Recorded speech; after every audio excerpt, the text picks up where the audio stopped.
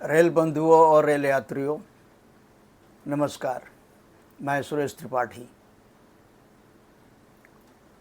आज मैं रेल को आवंटित हुए केंद्रीय बजट के बारे में बात करूंगा।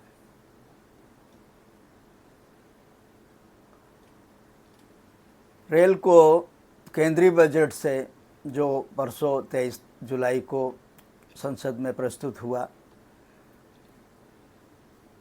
उसमें से कुल 2,62,200 करोड़ रुपए रेल मंत्रालय को आवंटित हुए हैं। इसमें से 1,20,00,000 रुपए 1,20,000 करोड़ रुपए सेफ्टी के लिए आवंटित हुए हैं। उस सेफ्टी के लिए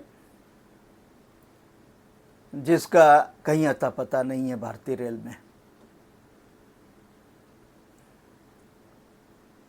पिछले साल भी लगभग इतना ही सेफ्टी के लिए आवंटित किया गया था।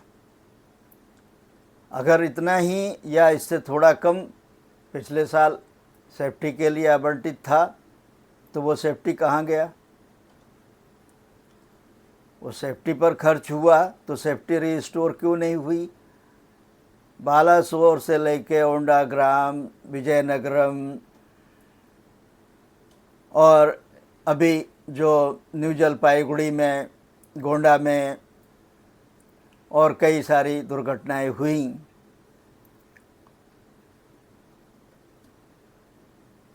हमारे पास उसका रिकॉर्ड है।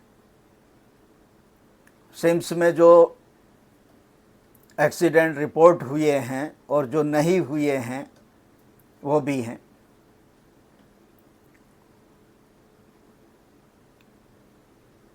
तो जब इतना बड़ा फंड था सेफ्टी के लिए, तो सेफ्टी सुनिश्चित क्यों नहीं हुई?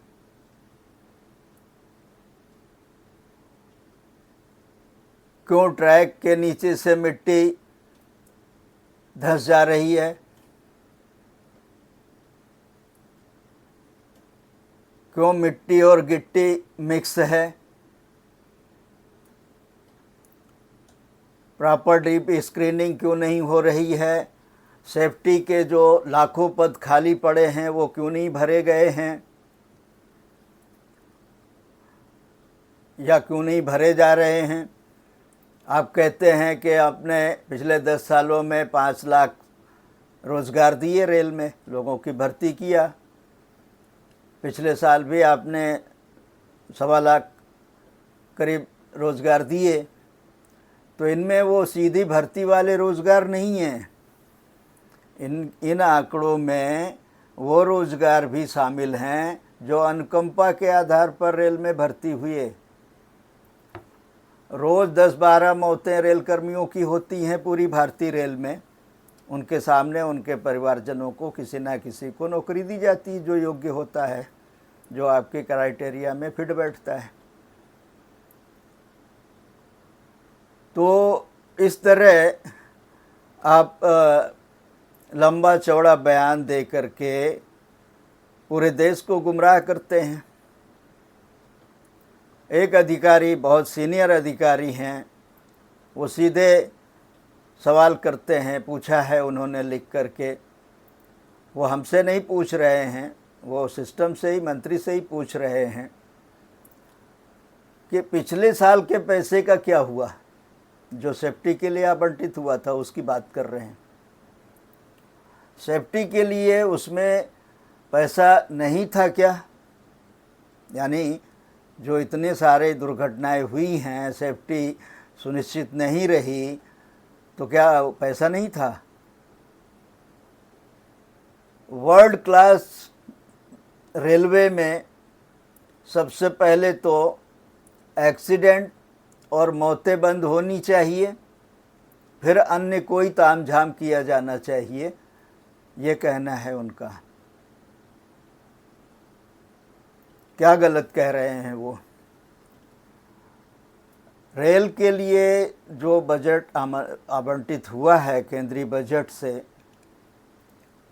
ठीक है, जितना भी हुआ है काफ़ी है, बशर्ते कि वो सही तरीके से उसका उपयोग किया जाए। केवल टेंडर करके कमीशन खोरी करने के लिए टेंडर किए जाएं और काम अधूरे रह जाएं, क्वालिटी सुनिश्चित ना हो, सब स्टैंडर्ड माल की खरीदी हो, अनावश्यक वर्क्स में सारे टेंडर किए जा रहे हों, पॉलिसी करप्शन हो, इस सब के बावजूद रेल मंत्री ने प्रधानमंत्री की नकल करना पहले से ही शुरू कर दिया था। कल ये बात साबित हो गई। टेक्नोलॉजी का इस्तेमाल करने में कोई बुराई नहीं है, मगर उसका रिपरकशन क्या हो रहा है आपके सिस्टम पर, इसका अंदाज़ा आपको नहीं है। मैं बताता हूँ। जब से यह वीसी कल्चर आपने शुरू किया है, सारे अधिकारी उसी की तैयारी में लगे रहते हैं। जब मंत्री वीसी कर रहा है, वीसी मतलब वीडियो कॉन्फ्रेंसिंग, सुपर हाईटेक हो गया है भारतीय रेल का सारा सिस्टम। अब वो ज़मीन पर नहीं है, अब सब हवा में चल रहा है, ऑनलाइन चल रहा है सारा सिस्टम। कुछ दिनों में सारी रेलगाड़ियां भी ऑनलाइन चलनी शुरू हो जाएंगी। इस तरह का प्रयास किया जा रहा है। बहुत अच्छी बात है, टेक्नोलॉजी का इस्तेमाल होना चाहिए, समय के साथ चलना चाहिए, मगर इम्पैक्ट क्या होता है इसका? रेल मंत्रालय कोई फुर्सत में बैठ करके बाबूगिरी करने का मंत्रालय नहीं है। यहाँ ग्राउंड वर्किंग होती है, तो उसका रिपरकशन भी देख लीजिए। अगर आपके संज्ञान में नहीं है तो वैसे होना चाहिए। आप बहुत बुद्धिमान आदमी हैं, बहुत पढ़े लिखे हैं, डिफरेंट फील्ड में आपने काम किया है, मल्टी स्किल हैं। तो जब आप वीसी करते हैं तो सारे जोनल जनरल मैनेजर आपके साथ बैठते हैं। जब जोनल जनरल मैनेजर बैठते हैं तो सारे डीआरएम उनके साथ बैठते हैं, फिर उनके सारे डिपार्टमेंटल पीएचओडी बैठते हैं। ये सब आपके साथ बिजी हो गए, काम करने वाले नीचे फ्री हो गए, और इसकी तैयारी में एक दिन पहले से ये सब लगे रहते हैं, यानी कि प्रॉपर काम नहीं होता, चाहे वो ऑफिशियल हो चाहे ग्राउंड का हो। ना सुपरविज़न करने के लिए कोई होता है। डीआरएम बैठता है तो सारे ब्रांच अफसर उसके साथ बैठे हैं, जीएम बैठा है वीसी में तो सारे पीएचओडी उसके साथ बैठे हैं, नीचे सारे फ्री। इसी तरह कल जब आपने ऑनलाइन प्रेस कॉन्फ्रेंस किया, अब आप तो आईबी मिनिस्टर भी हैं, आईटी मिनिस्टर भी हैं, और इलेक्ट्रॉनिक तो है ही, तो आप सुपर टेक्निकल हैं, सुपर हाईटेक हैं।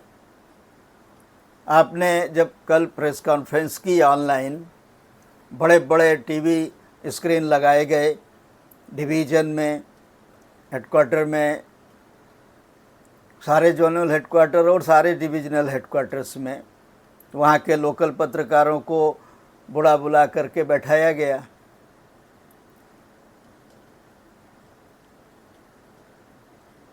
कईयों को जबरन भी बुलाया गया, भाई तुम आ जाओ, सवाल मत पूछना।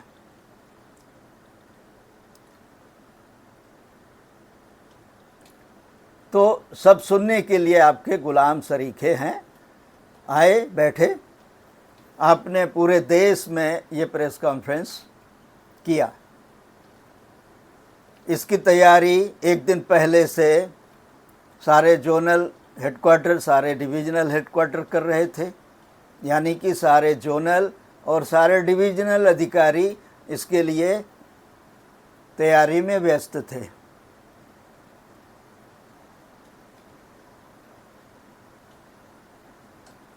नतीजा ये हुआ कि रेल डिरेल हो रही है, मुंबई का हाल बुरा हो गया, लोग हजारों लोग ट्रैक पर पैदल चलने के लिए मजबूर हुए। एक मामूली सा सबर्बन लॉबी का मामला हल नहीं करते बन रहा है आपके डीआरएम को। तथाकथित सुपर वीआईपी डीआरएम। तो बड़ा बड़ा आपने बखान किया, सारे राज्यवार आपने ये बखान किया कि कितना बजट रेलवे के खाते में किस प्रदेश में खर्चा किया जाएगा।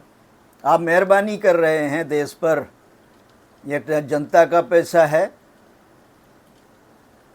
जनता ने आपको दिया है टैक्स के रूप में। आप उनको ये सब बता करके उनके ऊपर एहसान कर रहे हैं, लाद रहे हैं। अपना काम तो ढंग से करना होता नहीं है। जिस सेफ्टी की बात कर रहे हैं, जितना आवंटन हुआ है उससे आधा, लगभग आधा सेफ्टी के नाम पर आपने बखान किया, मगर सेफ्टी का कहीं पता नहीं है। ऐसा क्यों है? कितने सारे लैप्सेस हमने आपको बताए। अभी अभी के पिछले 2 दिन पहले के 2 आर्टिकल आप पढ़ लें।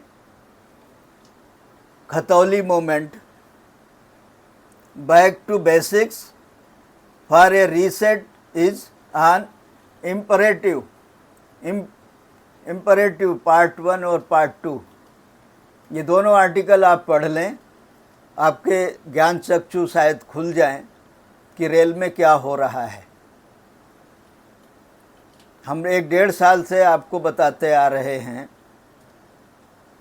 कि रेल में क्या हो रहा है। आप भी रेल के लिए काम कर रहे हैं, हम भी रेल के लिए ही काम कर रहे हैं। अंतर केवल इतना है कि आप पेड हैं और हम अनपेड हैं। हम अपना कर्म कर रहे हैं बिना किसी अपेक्षा के, और आप अपना कर्म कर रहे हैं पूरी अपेक्षा के साथ, वेतन लेकर के, सारी सुविधाएं लेकर के। फिर आपका ध्यान इन सारी विसंगतियों पर क्यों नहीं जाता? आखिर हमारा आपका उद्देश्य एक ही है ना, सिस्टम अच्छा हो, अच्छे से चले, सेफ्टी, सिक्योरिटी, पंक्चुअलिटी जो बोध वाक्य है रेल का वो सुनिश्चित हो। फिर आपका इन सारी ग्राउंड रियलिटीज़ पर आपका ध्यान क्यों नहीं है? इसका जवाब आपको देना चाहिए, हमको नहीं, पूरे देश को। 2.5 करोड़ से ज़्यादा, आपके ही शब्दों में, मेरे हिसाब से 3 करोड़ के लगभग रोज़ रेल यात्री रेल में यात्रा करते हैं। उन 3 करोड़ डेली चलने वाले रेल यात्रियों को आपको जवाब देना चाहिए। और ये भी आप ध्यान रखिए कि जब तक इन सारी सिस्टमिक रियलिटीज़ पर आप ध्यान नहीं देंगे, तब तक रेल का कोई रिफॉर्म होना संभव नहीं है। आशा करते हैं कि आप इन सब चीज़ों पर ध्यान देंगे और वाहवाही या बखान और हाईटेक होने और प्रधानमंत्री की नकल करने से बचेंगे। धन्यवाद।